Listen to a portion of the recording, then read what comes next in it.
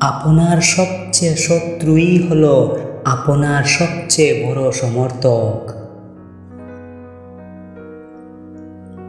কিছু দুর্ভাগ্যের কারণে সৃষ্টিকর্তার কাছ থেকে দূরে সরে যাবেন না, কারণ তিনি আপনার সাথে এটি পরীক্ষা করছেন।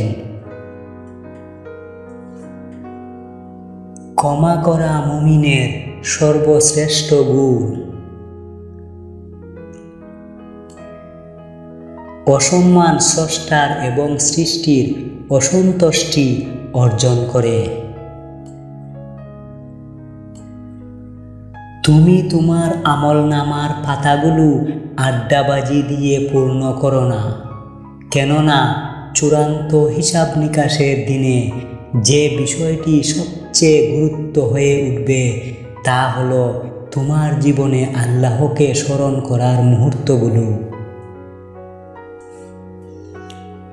আপনার দেহটি দাসদের সাথে রয়েছে তা নিশ্চিত করার জন্য সর্বাত্মক প্রচেষ্টা করুন, তবে আপনার হৃদয় বান্দাদের প্রভুর কাছে।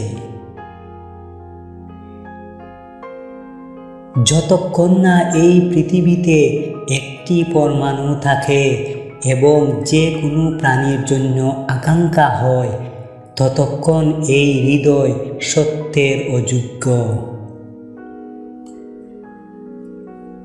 আপনার অহংকারকে নয়, আপনার হৃদয়কে শুনুন। অহংকার থেকে দূরে সরে যান এবং আপনার হৃদয় এবং আত্মার অবসরে তাকে সন্ধান করুন।